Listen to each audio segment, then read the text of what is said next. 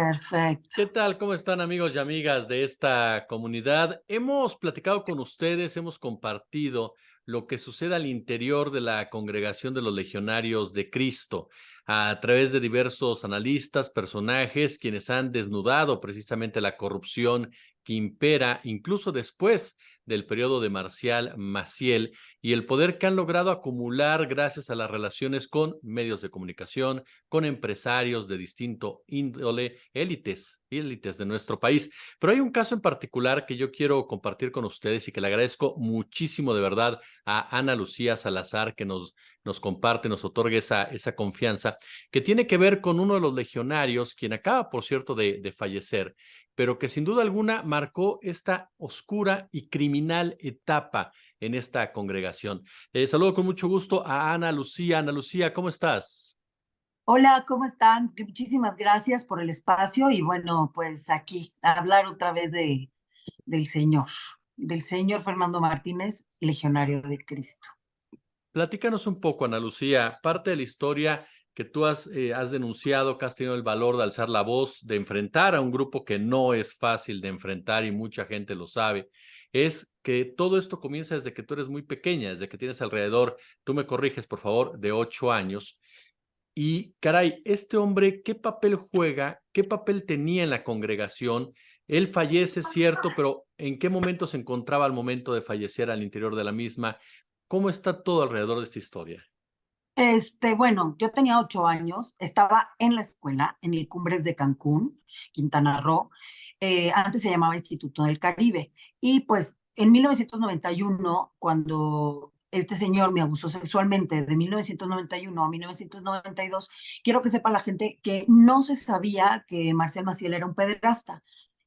Las primeras denuncias públicas en contra de Marcial Maciel fueron en 1997 por un grupo de exseminaristas, entre ellos está el doctor José Barba, que ha denunciado pues prácticamente toda su vida desde 1997, ha hecho pues una lucha campal en contra de la congregación y por supuesto también ha señalado abiertamente el encubrimiento de la Iglesia Católica, porque la Iglesia Católica brinda proteccionismo a la congregación, eh, incluyendo los papas, por supuesto, Juan Pablo II, que era íntimo de Marcial Maciel, Benedicto, que justifica a Marcial Maciel diciendo que fue por la liberación sexual de la época, los hechos que se denunciaron sobre violencia sexual infantil en su contra, y por supuesto el Papa Francisco, que ya no le tocó Marcial Maciel, pero que a sabiendas de que Marcial Maciel lo habían condenado a una vida de oración y penitencia. O sea, su máximo castigo ni siquiera fue la pérdida del sacerdocio,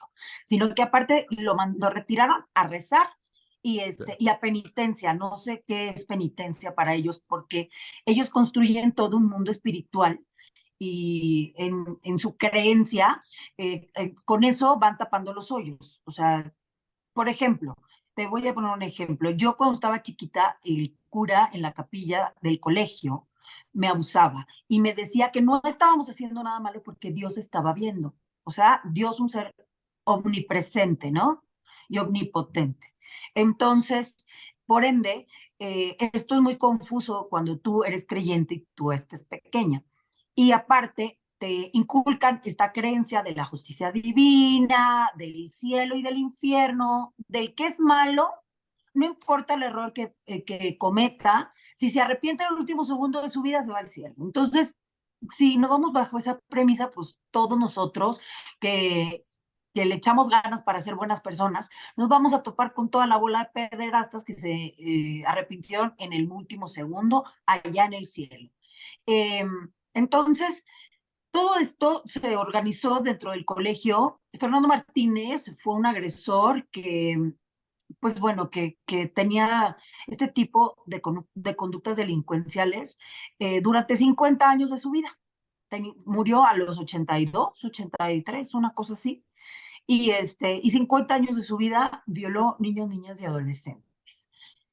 Y las primeras denuncias que tuvo fueron en 1969. Entonces fueron 50 años de impunidad prácticamente mientras ejercía la pederastia Y cuando yo supongo que ya no podía ejercer la pederastia, pues ya se murió siendo un pederasta, pero bajo el cobijo y la tranquilidad de que los legionarios de Cristo tienen un modus operandi para saber defender este tipo de casos, ocultar, encubrir y mover a estos personajes de lugar en lugar. Ahí lo cambiaron de ciudades, de países, de colegios y lo pusieron a ser director de colegios. Le dieron puestos de poder frente a la sociedad y frente a las infancias y adolescencias. Entonces, había un temor reverencial por parte de todas las personas que le trataban. Esto es un abuso total de poder.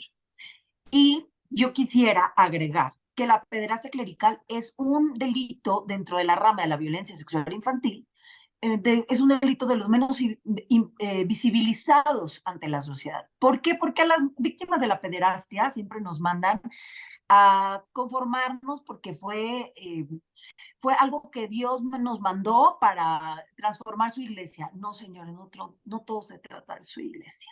Se trata de los niños, de las niñas y de los adolescentes. Se trata de las víctimas que alzamos la voz para la garantía de la no repetición. La garantía de la no repetición es algo que, pues digamos que es un término que deberían de tener las víctimas, o sea, en su búsqueda de la justicia y la verdad, deberían de obtener la garantía de la no repetición, que significa que los que vienen detrás no pasen por lo mismo que tú, porque hubo un castigo ejemplar y hubo una reparación de los daños ejemplares. Sin embargo, eso no se lleva a cabo. Y la garantía de la no repetición, las autoridades, el Estado mexicano, por lo pronto, se las deja a la sociedad. Y como sociedad tenemos que aprender y obtener armas para poder defender a nuestras infancias y nuestras adolescencias de este tipo de delito, que no solo es complicado de enfrentar, sino aparte es difícil de denunciar, porque estos personajes, no solo la congregación de los legionarios de Cristo, sino toda la Iglesia Católica, pues está prácticamente entramada en el gobierno, entramada en la economía, entramada en la sociedad, entramada en las altas élites de empresarios, inclusive tienen negocios de otra índole que no tienen nada que ver con la religión. Y aparte en la educación, en la tradición y cultura del país, porque estos seres aparte educan, o sea, estas personas, estos señores, salen a dar juicios de valor, a decirnos qué es el bien y qué es el mal, a juzgar a minorías en nuestro país, mientras ellos encubren o son pederastas y se resguardan bajo el respaldo de la institución Iglesia Católica con el poderío que tiene de manera internacional, siendo un lugarcito así en el mundo, porque ellos juegan a estar entre la divinidad y entre la tierra. Entonces es muy fácil de confundir a la gente y por supuesto, a mí me llegan mensajes todos los días de no era un sacerdote, era un infiltrado. Esas son las típicas cosas que dicen los curas que traen ese discurso que la iglesia misma hace que se la repitan a los seguidores, a los feligreses, para que luego a las víctimas no se ataquen, como, no, es que son infiltrados, hay buenos sacerdotes, no todos son así, la iglesia no tiene la culpa, él actuó solo, la culpa no es de Dios, es del libre albedrío, ya se está quemando en el infierno, tu justicia divina, te toca superarlo, perdona, te toca perdonar, tienes que perdonar a tu agresor porque si no, tú vas a caer en el pecado. Tú no vas a obtener justicia porque no crees en la justicia divina. Y todo este entramado de locuras que las víctimas tenemos que aceptar. Imagínate, yo denuncio y todavía tengo que aguantarme que venga una bola de señoras y señores a escribirme que no solo pasa en la Iglesia Católica. Cuando el tema es justo visibilizar la pederastia en la Iglesia Católica hacia los niños, niñas y adolescentes, que es dificilísimo porque tienen mucho poder. Entonces viene esta misma gente que tiene hijos, hijas, niños, niñas y adolescentes y te dicen no. Eso no pasa, no solo pasa en la iglesia. Nosotros sabemos que no solo pasa en la iglesia, pero estamos hablando de la iglesia y de estos delitos que comete y encubre y que nunca pagan ante la sociedad y ante los niños, porque han dejado una estela de dolor. Y entonces también te dicen, tienes que perdonar. No, yo no tengo que perdonar. Eso, todos los encargos y todos los trabajos son para la víctima. Tú tienes que perdonar. Tú, ¿por qué no denunciaste a tiempo? Tú, ¿por qué hasta ahorita no hablas? ¿Tú por qué no te conformas con lo que Dios quiso? Tú eres un instrumento de Dios. Tú estás hablando por la gracia de Dios. Tú tienes que conformarte con que está ardiendo en el infierno y tienes que creer. Tú tienes que tener fe. Tú estás aprovechando que el Señor se murió para hablar. Tú, o sea, todo es tú. ¿Dónde estaban tus papás? ¿Por qué no te quisieron? ¿Por qué no te sacaron de la escuela? ¿Por qué? Pues, todo es para las víctimas y las víctimas colaterales, para las familias que salimos rotas después de un evento de ese tamaño. Entonces, no es solo la carga de lo que tú viviste, sino que aparte tengo que lidiar con la revictimización continua de la sociedad, que por supuesto, ¿con qué te revictimizan? Con discursos de la propia iglesia. La propia iglesia es una iglesia revictimizadora. Aplasta a sus víctimas hasta aniquilarlas. Les deshace la vida si puede. Pero la verdad, conmigo sí se toparon con pared, porque a mí sus discursos de otros mundos no me interesan. A mí me interesa que los señores hagan aquí su juicio y que aquí paguen. Ellos no pueden ser juez y parte. Ellos no pueden decir qué es bueno y qué es malo. Y que es malo fue un infiltrado. ¿Cómo creen? Fernando Martínez fue un infiltrado más de 50 años de su vida y lo reubicaron de un lugar a otro.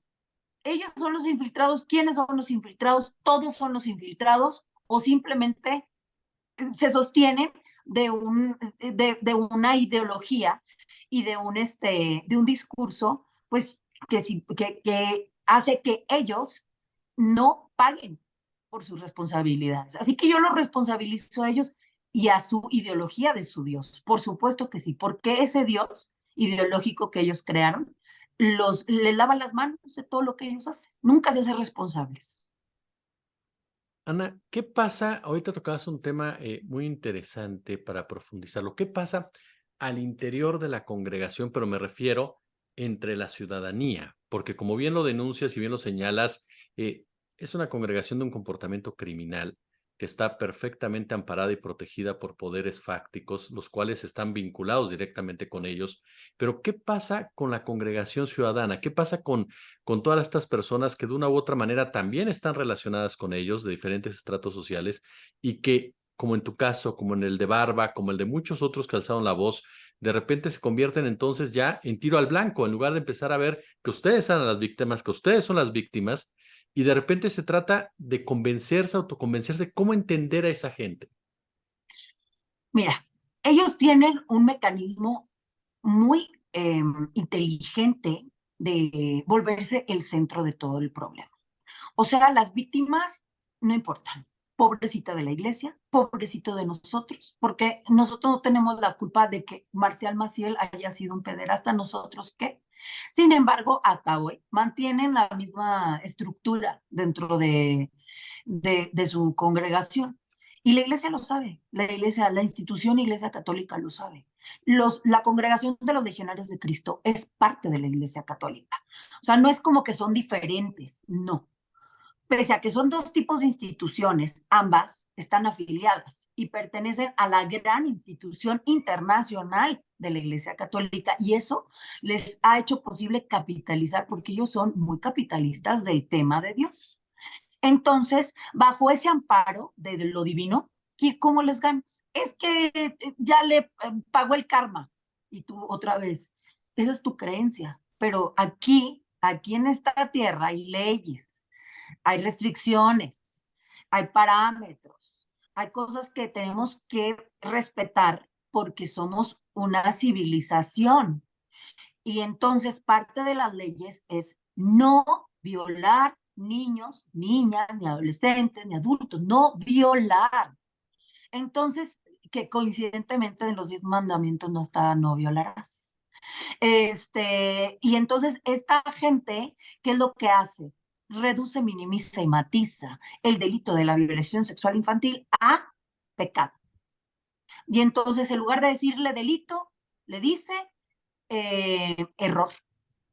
Y entonces, en lugar de decir, te voy a reparar el daño, te dicen, te voy a apoyar. O sea, ellos tienen una manera de manejar el lenguaje muy particular y que a la gente le convence.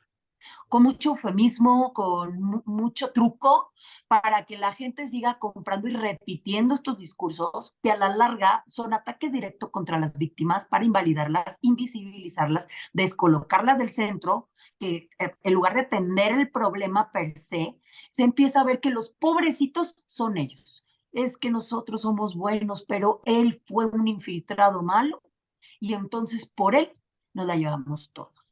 Pobrecitos de nosotros, porque habemos buenos, habemos buenos. Como si se tratara de ellos el tema. Cuando a mí me vienen y me dicen, es que no todos son malos, yo les digo, mira, de entrada no estoy hablando de los buenos, empezando por ahí. Claro. Y en segunda, estoy generalizando porque esos buenos saben que hay malos que son encubiertos por la institución y se quedan silenciados. Y están de acuerdo en que adentro de la institución haya violadores de niños que tienen acceso a seminarios menores o a colegios o a colegios. Entonces, definitivamente, la iglesia aparte es una iglesia mártir, es una iglesia victimista, es una iglesia que juega a que pobrecito de mí.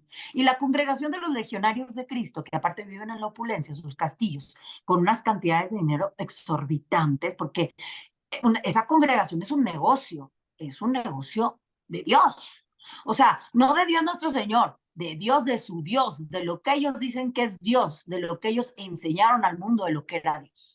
Entonces, es un negocio en donde se negocia con Dios, en donde puedo salir y decir que es el bien y el mal, porque yo tengo la verdad, porque soy cercano a Dios. Y contra Dios nadie. Y el que quiera contra él es el diablo. Y el que es el diablo es malo. Y entonces yo lo puedo señalar porque estoy cerca de Dios y soy cura. Entonces, es todo un entramado de verdad tan cansado que las víctimas pues tenemos que reforzarnos con nuestras pocas herramientas y nuestras pocas posibilidades. Cuando yo denuncié en el 2019, conocí a personas dentro de la política, diputados y senadores. No hay ni una sola, no hay ni un solo intento de mesa de trabajo para atender la pederastia clerical, siendo que ya hay señalamientos por parte de organismos internacionales en donde le dicen, México, te está valiendo la pederastia clerical, tú no estás poniendo la atención a los niños, ya van muchos casos y la institución no puede tener más poder que el Estado, pero a ellos no les importa porque la institución es Estado. ¿Por qué? Porque la Iglesia Católica en este país, en México, tiene poder y está, por supuesto, enredada en la política. Tan es así, yo me lo topé en una ponencia que tuvimos en el Senado de la República y di mi testimonio.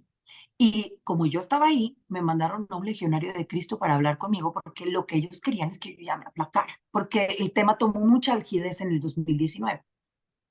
Cuando digo de 2019 es que señalé públicamente a mi agresor, pero acuérdense que yo lo denuncié en 1992.